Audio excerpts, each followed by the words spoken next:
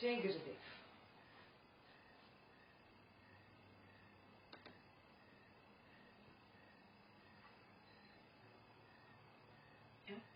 So we'll start with page 168. Go to paragraph number 5. It is not realized by all because not everyone inquires into the truth concerning the self. When it is seen, everything is seen. When it is heard, everything is heard. When it is touched, everything is touched. For the world is because it is. Highlight this.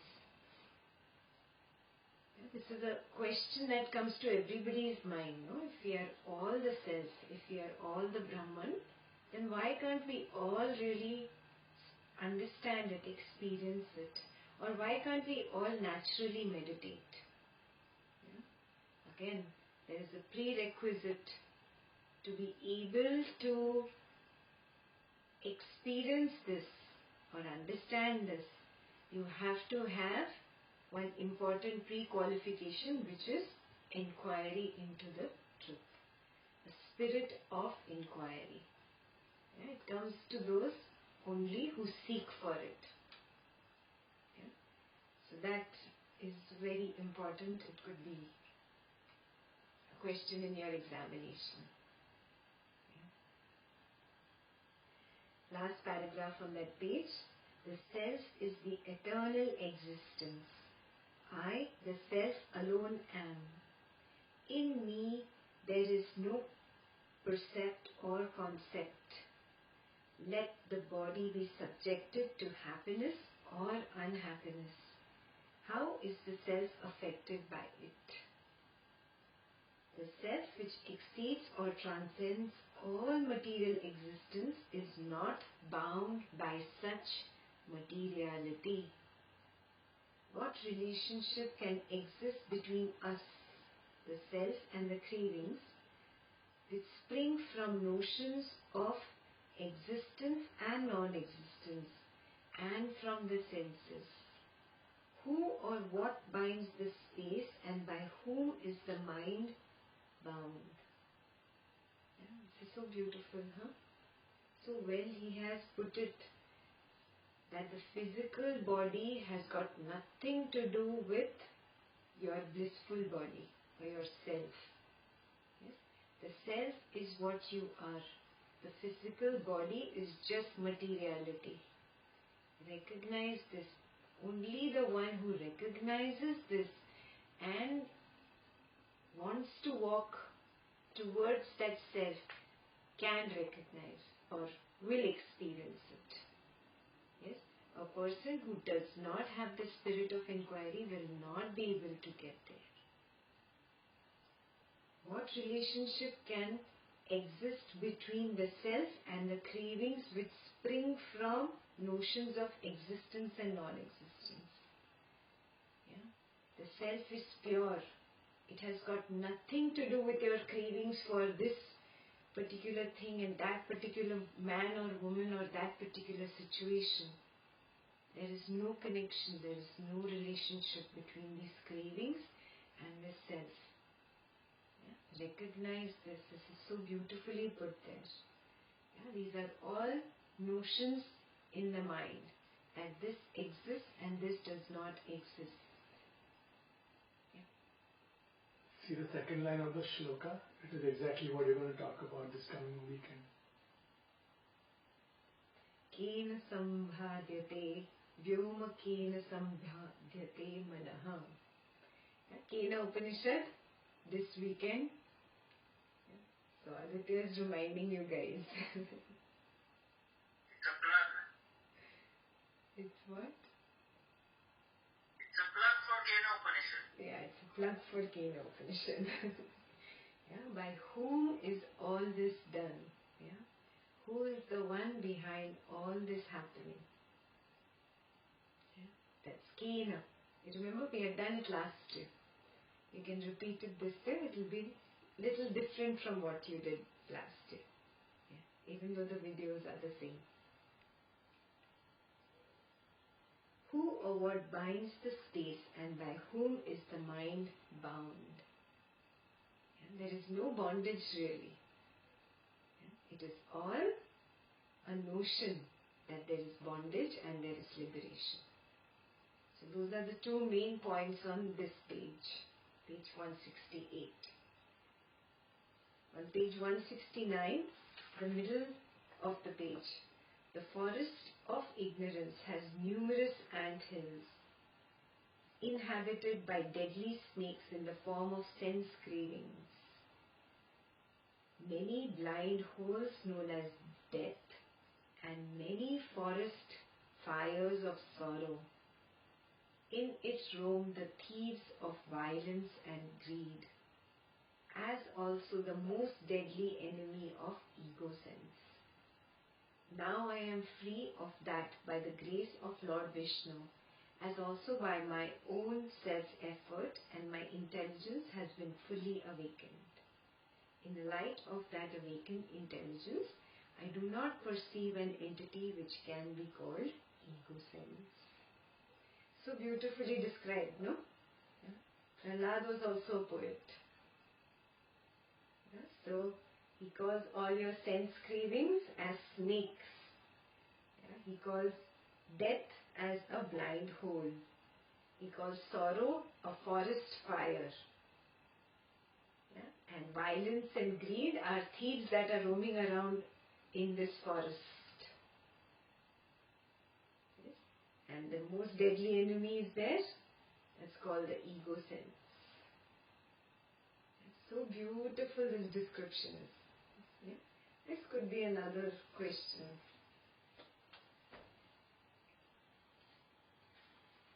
Yeah. Then we come to page 170. And this is all Prahlad's self-contemplation, very beautifully done. The first paragraph, just the bold letters, which is the shloka. O self, the distinction between you and me is verbal, like the distinction between the word and the substance it refers to. The distinction is unreal and imaginary, like the verbal distinction between the wave and the water in the wave. This is so beautiful. Lovely sutras these are, very beautiful sutras. And the last and most beautiful point on this page, which probably needs a little more explanation. Salutations to myself, which is infinite and egoless. Salutations to the formless self. You, he's saying to the self, dwell in me in a state of equilibrium as pure witness consciousness, without form and without the divisions of space and time. The mind gets agitated, the senses begin to stir, and the energy begins to expand, setting in motion the twin forces of prana and apana, two modifications of the life force. So this is where you need a little bit of explanation.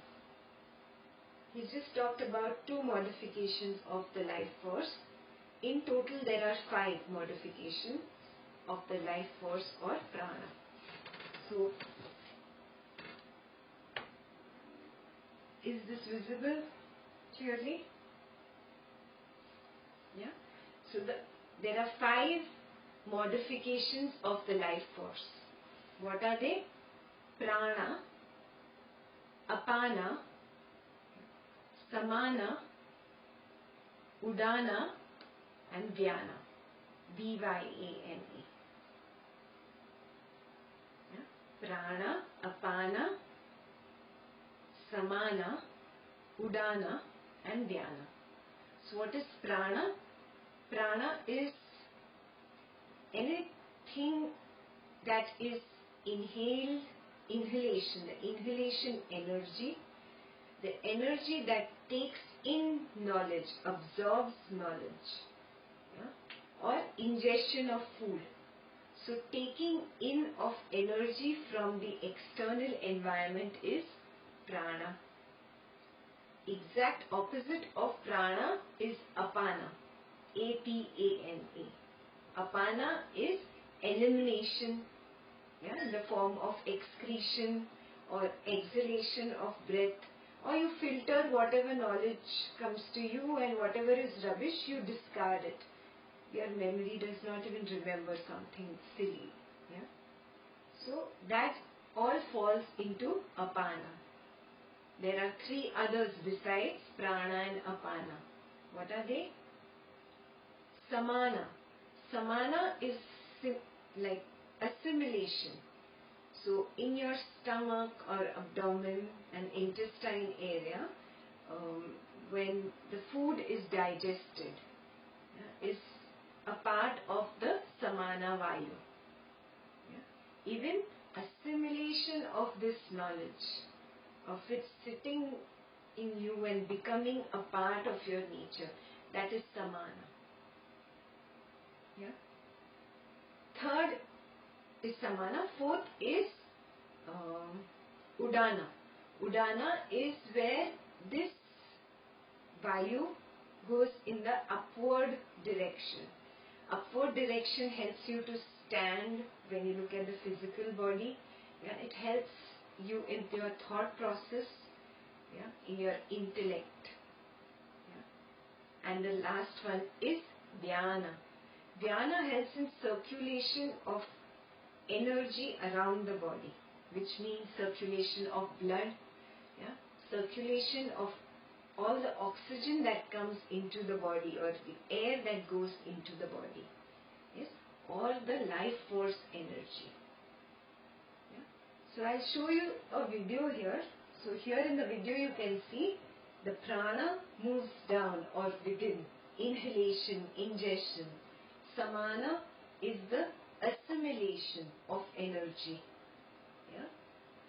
The third is dhyana. Dhyana is responsible for circulation in the body. And fourth is apana. This is excretion or elimination.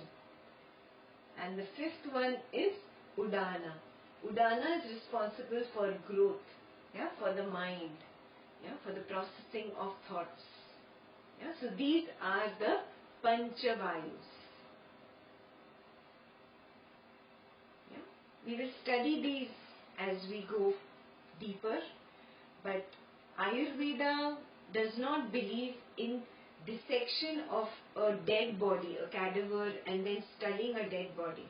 Ayurveda believes in studying a live body.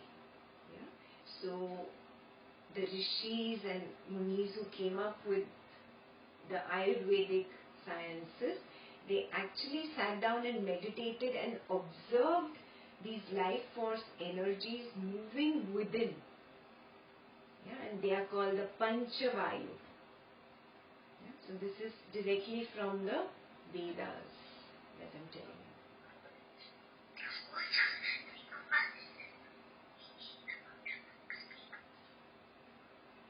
Is she saying something to me? Okay.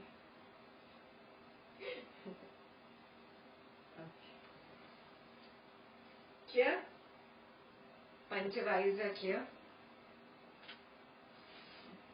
So, in this paragraph, he speaks about the mind gets agitated, the senses begin to stir, and the energy begins to expand, setting in motion the twin forces of prana and apana, two modifications of the life force. And drawn by the power of desires, the driver, which is the mind, carries away the body made up of flesh and blood, bone and skin. However, I am pure consciousness, not dependent upon the body or anything else. Let this body rise or fall in accordance with the desires that move in it. In course of time, the ego sense arises, and in course of time, this ego sense ceases to be. Even as the universe dissolves at the end of the cosmic cycle, But after a long time of such cyclic birth and death existence in this creation, I have attained the state of peace and rest. Even as the whole cosmos comes to rest at the end of its own cyclic existence. Salutations to you, myself, who is transcendental and who is all. Salutations to all of them that speak of us. Yeah, this is Prahlad's Aho moment. Yeah, these were the main points on the 3 pages that I gave you for homework. Clear so far? Can we move ahead? Yeah. Who's going to read page 171? Okay.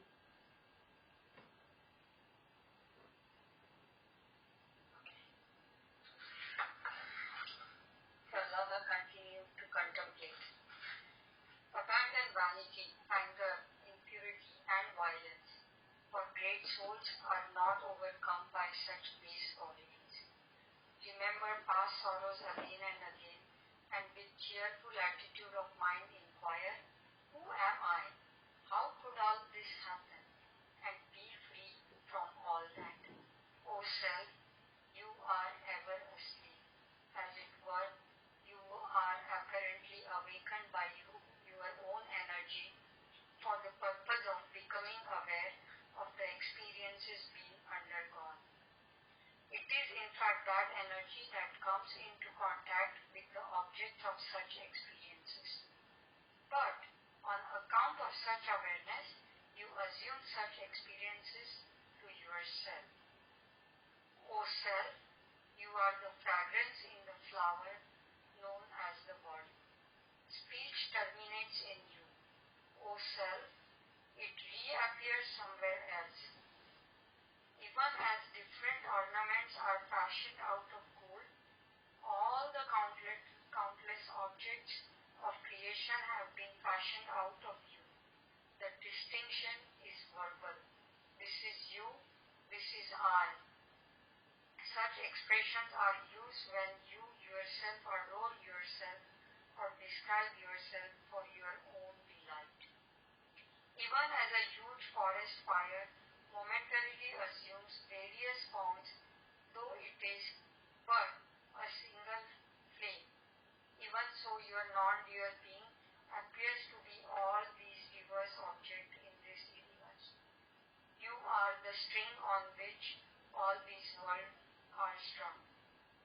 The worlds are forever potentially present in you, and by you they are made manifest, as the flavor of foodstuff is manifest by cooking. However, though these worlds seem to exist, they will cease to be if you are not. Happiness and sorrow collapse when they approach you, even as darkness disappears when it approaches light. Pleasure and pain, happiness and unhappiness owe their existence to you. O self, they are born of you and they lose their identity when their non-existence independent of you is realized.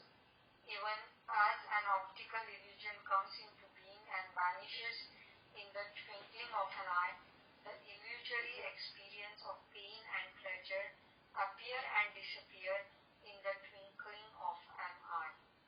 They appear in the light of awareness, and they disappear when they are perceived as non-different from that awareness. They are born the moment they die, and they die the moment they are born. Who is the perceiver of all this mystery? Everything is thus ever-changing all the time. How then can such momentary causes produce tangible and stable result? O self, you enjoy pleasure and pain as if they were real, while you perceive and receive them through the consciousness of a wise person without ever abandoning the state of utter equanimity. But what your experiences are when the same thing happens in the heart of an unwise or unawakened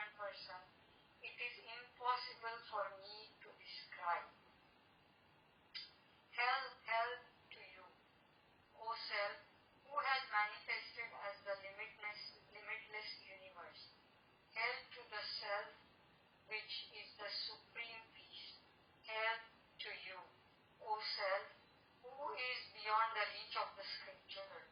I am in a state of utter equilibrium and of supreme peace. I have reached self-knowledge. Salutations to myself, salutations to you.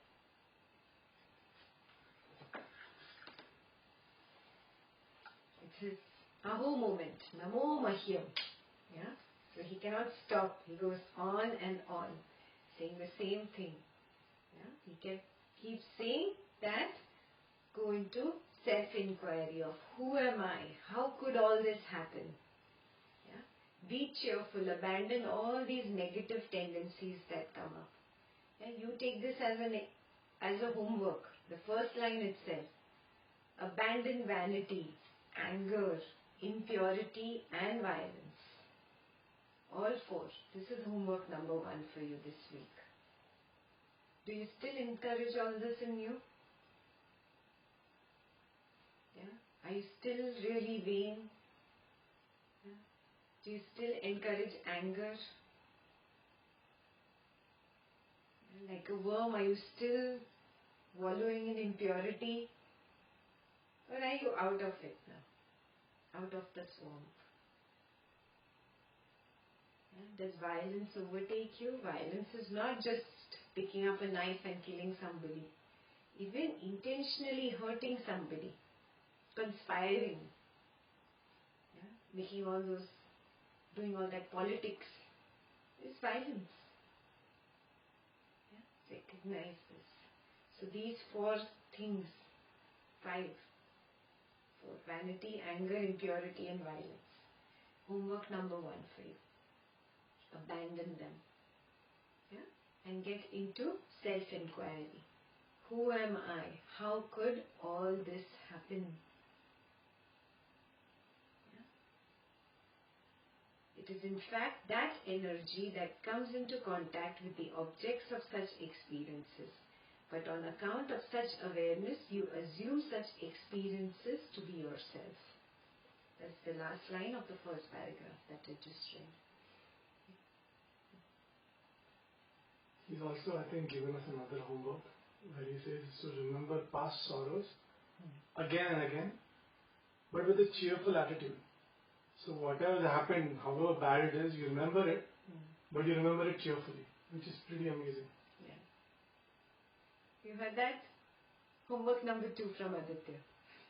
Yeah? Remember past sorrows again and again with a cheerful attitude. Yeah? When we did the Ishavasya Upanishad, you remember we did that process? Krito smaram, kritakam smaram. Yeah? Just remembering the past and letting it go. Letting it go. Yeah, with a cheerful attitude. Here he's added, then the spirit of inquiry has to begin. Who am I and how could I let that happen? Yeah, how could all this happen? Yeah, that's homework number 2.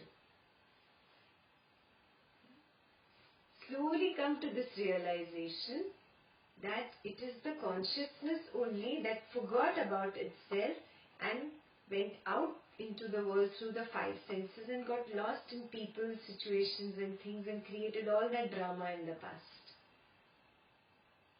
It's not different. That consciousness only needs to go back in. When this consciousness goes out, it is called mana, the mind. When this consciousness goes back within, it is called nama, reversal of mind or no mind. Actually, mind does not exist.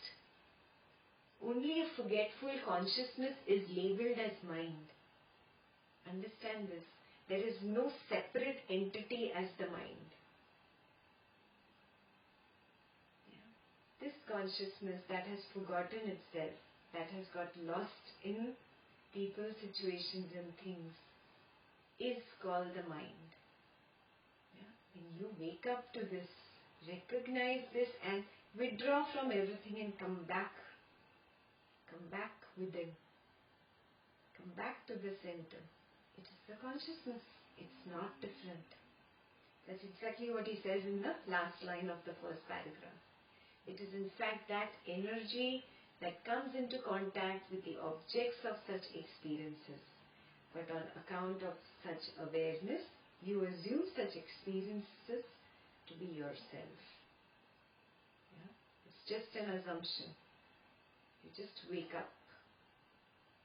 Yeah? Very beautifully put. Yeah? Let's jump to the middle of the second paragraph, the bold letters. The distinction is verbal. This is you, this is I, this is just verbal. Yeah? There is really no distinction. Can you say the space in this room, in the room here in Chicago, is different from the space that is there in your room in Cincinnati? No, it's the same. There is no distinction. It's just verbal. This is the space inside this house in Chicago, and that is the space inside that house in Cincinnati. It's only verbal. So this I and you is only verbal. Wake up to this. Such expressions are used when you yourself adore yourself or describe yourself for your own delight. Yeah? He's so cute. Even as a huge forest fire momentarily assumes various forms, though it is but a single flame, even so your non-dual being appears to be all these diverse objects in this universe. Yeah? You are just that one flame, that one beautiful flame. That same flame is here, is there in him, in her, everywhere. Yeah? But there it is in the form of Mitesh, there it is in the form of Rupa, there it is in the form of Sakul. Yeah? These are only different forms that the forest fire took. Originally, at the core, it is just that flame. There is no difference. So there is no I, there is no you. Drop this distinction. It's only verbal. Got it?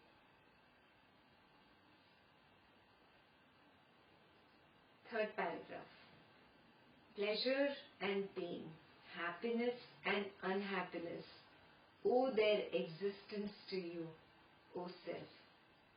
They are born of you and they lose their identity when their non-existence, independent of you, is realized. Got it? When the same consciousness goes out, gets lost in one object it wants to acquire and does not get the object, it is happiness. It is unhappiness. And when it gets that same object, it suddenly becomes happy. So this consciousness is lost outside, no? Yeah? This getting lost in the object.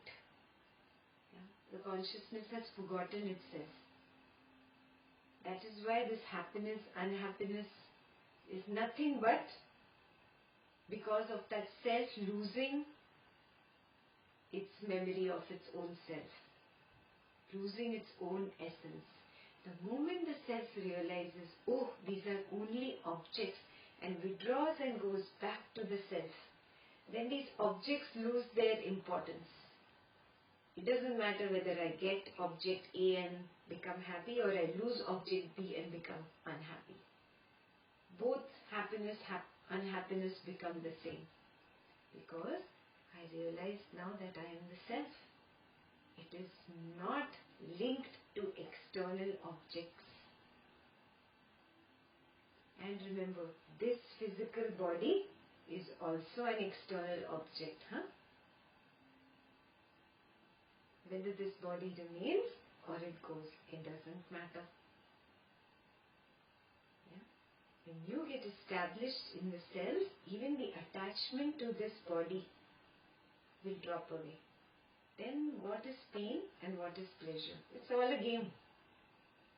Yeah? Nice game we are all playing. Let's have fun. Yeah. So I was just thinking about this couple of days back, but this is absolutely nothing to do with yoga, Vasistha directly, but so people talk about Reiki and healing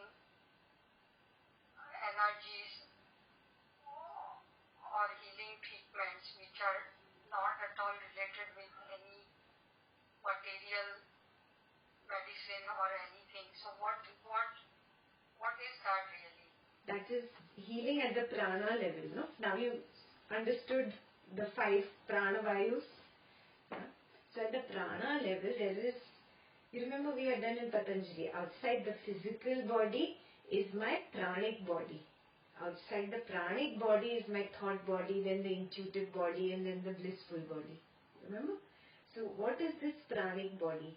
It is that life force energy that is flowing within me. Now, here the life force energy is very strong, because of meditation, because of whatever. And there maybe the life force energy is very weak because of getting lost in the sense objects. It's nothing else. Even if the body is weak, it is because it got lost in smoking, drinking, too much oily, fatty food, whatever has happened to that body. Drop the physical body. We are both the same prana. Yes? Now that prana which is here and that prana which is there is the same as the prana which is all around us. We are in an ocean of prana. And in the ocean of prana, we have individual pranic bodies also. Yes? It depends on me how strong my pranic body is. It depends on the other person whether he lets his pranic body be strong or weak. Now, I can heal just through my intention because I am so strong in meditation and I have connected to this ocean of prana. So, I am doing nothing but transmitting the same universal pranic energy into that body. Those who've done the blessings course in Art of Living. You've done the blessings course? What is that? Somebody comes and asks you, just bless me. You bless the person. What are you doing? You're just passing on that same universal pranic energy to that person. It's not that you are losing energy. Because I am open to this ocean of prana. So I'm just channelizing that energy through me into him or her. Got it?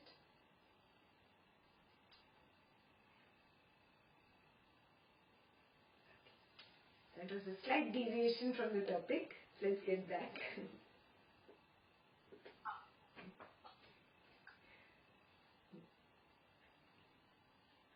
So, he says pleasure and pain, happiness and unhappiness are all because of the self.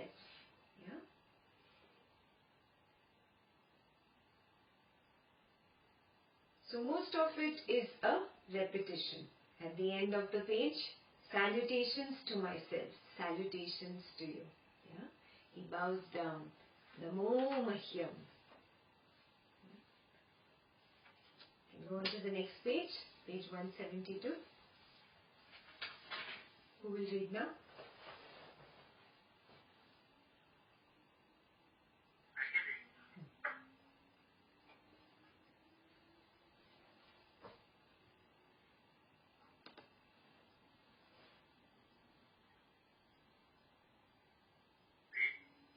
Vasistha continued. After thus contemplating, Prahlad entered into the state in which there is no mental modification at all. To bliss and limit of thought. He sat where he was like a statue. 1,000 years went by. The demons concluded that he was dead. Anarchy prevailed in the netherworld. There was utter disorder and the strong overpowered the weak. In the meantime, the protector of the universe saw the state of the netherworld and that Prahlad was deeply immersed in the transcendental state of consciousness. This is becoming like a soap opera. Lord Vishnu thought, since Prahlad is immersed in the transcendental state of consciousness, the leaderless demons have lost their power. In the absence of a threat from the demons, the gods in heaven have nothing to fear and hence nothing to hate. If they have nothing to fear or hate, they will soon rise to the transcendental state of the consciousness and attain liberation. This universe universe which ought to cosmic dissolution will thus abruptly cease to be. I do not. Hence, I think that the demons should continue to live as demons. Enemies of the gods, religious and righteous actions shall prevail in this creation, and thus will this creation continue to exist and flourish no otherwise. Vishnu approached to aloud, "Noble one, wake up," and blew his conch. The life force began to vibrate in the crown of Prahlad's head.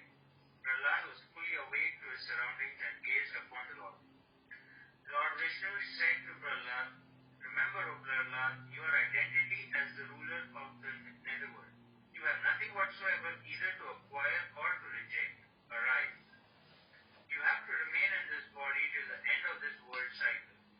I know this as inevitable, as I know the law of this world order. Hence, you have to rule this realm here and now as a sage liberated from all delusion. He is fit to die who is sunk in ignorance and sorrow. He who grieves, thinking I am weak, miserable, stupid, etc., is fit to die. He who is swayed by countless desires and hopes, and he whose mind is restless is fit to die. Living is appropriate to one whose mind is well controlled by self-knowledge and who is aware of the truth. He should live who does not entertain notions of egoism and who is unattached to anything, who is free from likes and dislikes and has a calm mind, whose mind has reached the state of no mind. He hearing of whom or listening to whom people experience great joy. Life alone is appropriate to him and not death." Okay. So Prahlad. So of course Prahlad, as you know, went into deep samadhi. Yes? And it took 1,000 years in which there was total chaos and commotion, and that's when Lord Vishnu decided to move him out of his samadhi, get him out of his samadhi. Yeah? Now, the story part is all cute, but the most important part on this page is the last two paragraphs. You have nothing whatsoever either to acquire or to reject. This is the most beautiful point. We did this in Ashtavakra also. There is nothing to accept, nothing to reject. Remember? Yeah. Only that one is established or centered or peaceful, who drops this running after getting something, acquiring something, seeking for something, or dropping this aversion of rejection. Yeah? Again, it is nothing but raga and dvesha. And he has very beautifully laid down all the qualifications for one who is fit to live and the one who is fit to die. Yeah? So homework number 3. Where do you fall? In the fit to live definition or the fit to die definition? Yeah? He is fit to die who is sunk in ignorance and sorrow. What is ignorance? This Maya. Yeah? This Maya of this world. If you are lost in this world, in the beauty of the people, or the negativity of the people, this person should not be like this. You are still lost. If you are lost in a very wonderful situation or craving for that one wonderful situation to happen in life, or you are running away from a fearful situation, you are lost in ignorance. Similarly, if you are craving for that $1 million house or that car or that other, whatever that thing is, or you are rejecting something, you are lost in ignorance. And that only leads to sorrow. So, he is fit to die who is sunk in ignorance and sorrow. He who grieves, thinking, I am weak, I am miserable, I am stupid, etc., is fit to die. Ask yourself these questions. Are you doing this to yourself? Are you beating yourself up? He who is swayed by countless desires and hopes, and he whose mind is restless, is fit to die. Are there desires and aspirations and cravings all the time going on and on in your head? Is there absolutely no rest from them? Ask yourself this question. Living is appropriate to one whose mind is well controlled by his self-knowledge. And do you understand the importance of letting go of that little craving in your mind or that little aversion that you have towards one person or a situation? This is self-control. I let go, it doesn't matter. Difficult person, difficult situation, it's okay. How much ever it pains me inside, how much ever it burns me inside, I willingly go through this tapas. I willingly accept this pain. This is self-control. Are you self-controlled? I ask yourself this question.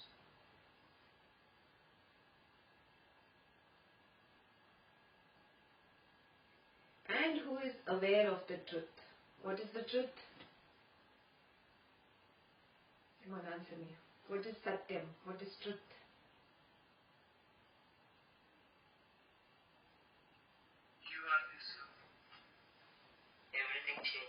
Everything is changing.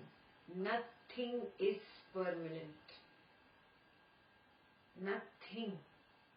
Not a single person in your life, not a single situation in your life, not a single thing in your life is permanent.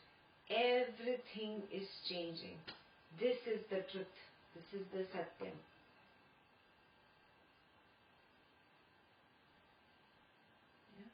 One who regards that which is impermanent to be permanent is a fool.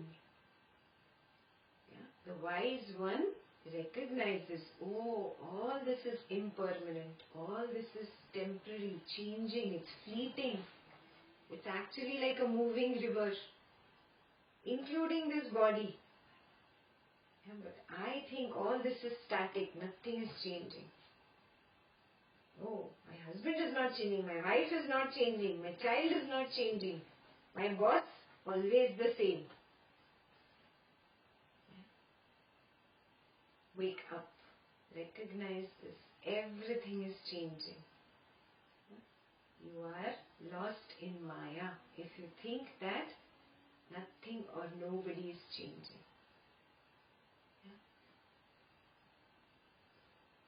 He should live who does not entertain notions of egoism and who is unattached to anything. Again, one more question for you. Are you still attached to people, to situations, to things? Ask yourself, what if everything around you suddenly disappeared? Everything.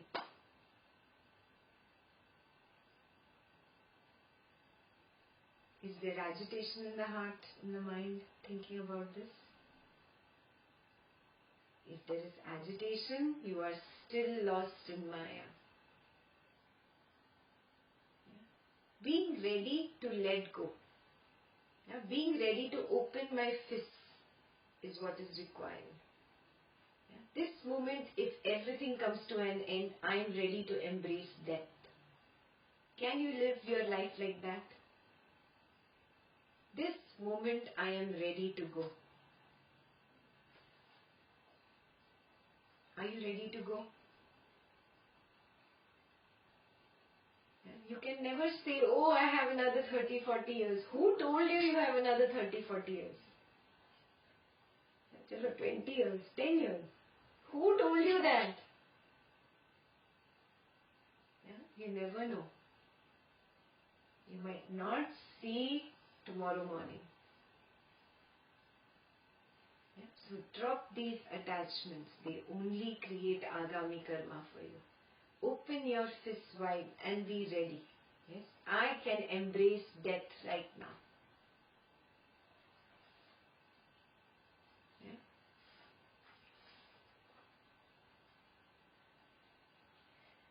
he should live who is free from likes and dislikes, free from raga and dvesha, and has a calm mind, whose mind has reached the state of no mind. Yeah, means the consciousness that was lost outside has withdrawn and is now settled within, in the center. That is the person with no mind. Yeah, if your mind is still lost in one little object outside that you see, yeah, anything very beautiful attracts you and then you get lost in it, yeah, then you are lost in this Maya.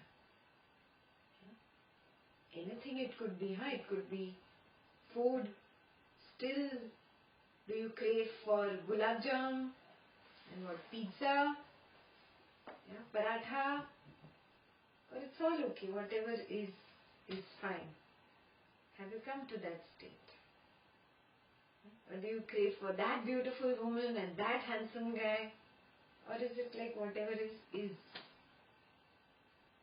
Yeah? Or money, or that business, or that job, or that CEO position, yeah, whatever it is. Check. Do a little bit of contemplation, self-introspection today. Yeah? It's your biggest homework for today. Some self-introspection.